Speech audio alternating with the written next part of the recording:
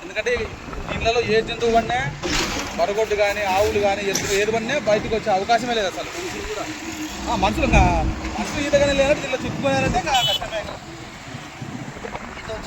ప్రభుత్వాన్ని మేము డిమాండ్ చేస్తున్నామంటే తక్షణమే ఈ కుందు నది వెంట చేరుకపోయినటువంటి గుర్రపు టెక్కలు తక్షణమే యుద్ధ ప్రాతిపదికన తొలగించి రైతులకు ప్రజలకు న్యాయం చేయాలని చెప్పేసి మేము ఫార్వర్డ్ బ్యాక్ పార్టీ తరఫున డిమాండ్ చేస్తున్నాం.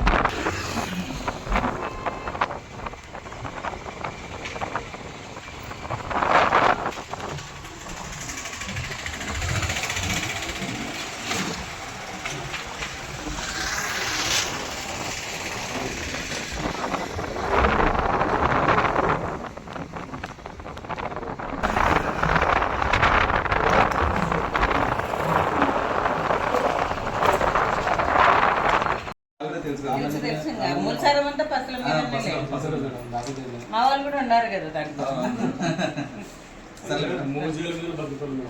పంపిస్తాను, నా పరిధిలో నేను పంపిస్తాను. ప్రభుత్వం చేసే సాయం నాకు అంతకంటే సంతోషం.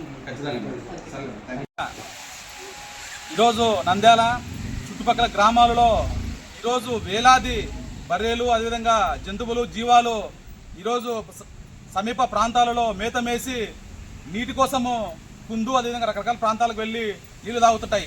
కానీ ప్రభుత్వం అధికారులు కూడా ఇంతవరకు స్పందించకపోవడము, అక్కడ పేరుకుపోయినటువంటి పాచి కానీ అదే గుర్రపు టెక్కలు కానీ మొక్కలు కానీ తొలగించకపోవడం వల్ల ఇటువంటి సంఘటనలు పునరావృతమవుతాయి. గతంలో ఒక సంఘటన జరిగినప్పుడు అప్పుడు స్పందించి అప్పుడు కూడా ఇదే విధంగా ఎస్పీడి కాలేజీ దగ్గర గుర్రపు టెక్కలు ఎదుర్కొని 2 పరుగులు చనిపోతే ఆ రోజు కూడా మేము కంప్లైంట్ చేసాం 3 సంవత్సరాల కిందట.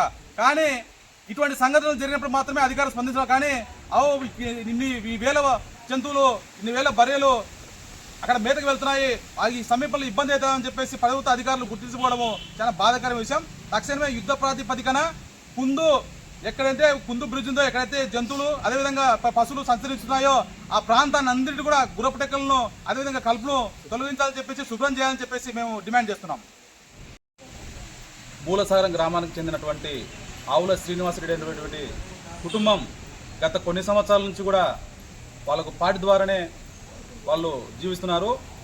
నిన్నటి రోజున ఆవుల శ్రీనివాసరెడ్డి చెందినటువంటి 14 బర్రెలు మేతకు వెళ్ళి అదే కుందు సమీపంలో బైపాస్ బ్రిడ్జ్ దగ్గర నీటి కోసమని కుందులోకి వెళ్తే అక్కడ పై నుంచి వచ్చేటువంటి వాటరు అదేవిధంగా కుందులో చేరుకపోయినటువంటి గుర్రపు టెక్క దాని ద్వారా మొత్తం బర్గొడ్లన్నీ కూడా మునిగిపోయి దాని కాళ్ళకి ఇరుకొని మునిగిపోయి 13 బర్గొడ్లు చనిపోవడం జరిగింది.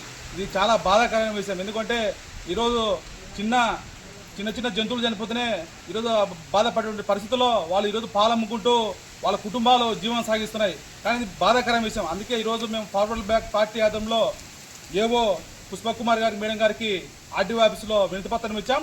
తక్షణమే ఎందుకంటే ఇది ప్రకృతి విపత్తు కాబట్టి ఇది ప్రకృతి విపత్తుగా భావించి రాష్ట్ర ప్రభుత్వం స్పందించి ఆ యొక్క కుటుంబానికి న్యాయం చేయాలి. చనిపోయినటువంటి 13